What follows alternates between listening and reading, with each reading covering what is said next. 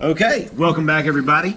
Today we're going to be taking a look at still using that complementary color palette. And if you'll look to the side, we're going to throw that up right there and let it run while we do this.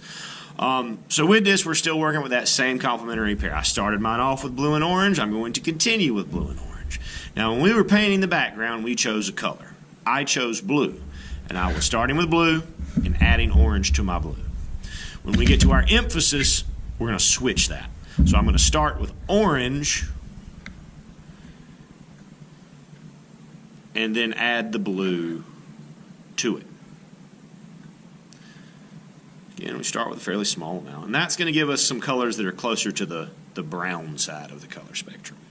Now with this emphasis in the background, it didn't matter. With the emphasis, we want to keep form in mind. We want to think about where our shadows and our dark values are going to be.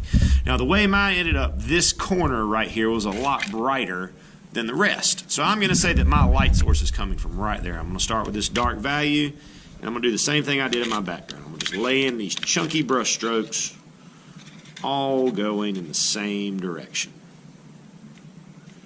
When I finish that, I'm going to mix a new color. I'm going to try to make this one a little bit darker than that last one I had. Oh yeah, that's good. That's good. That's a good color. Put some of that in there. Just building these layers. It's okay if we have gaps in our color, because as we mix new colors, we're going to be covering that up. Now I'm going to take some white into this color that I just made. It's going to give me a nice light gray.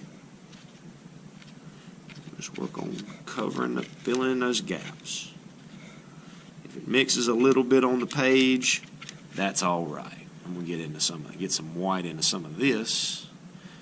Oh, and that's going to give me a very, very nice kind of pale tannish color. Almost a skin tone.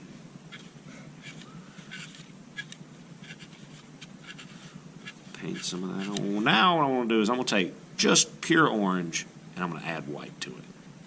Because again, when we paint like this, we don't want to put pure color, but adding white to it makes it not a pure color. And just right there where I want it to be the brightest.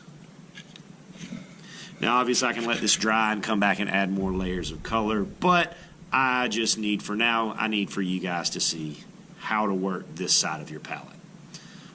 Hope it helped. The video helped. Good luck and happy art.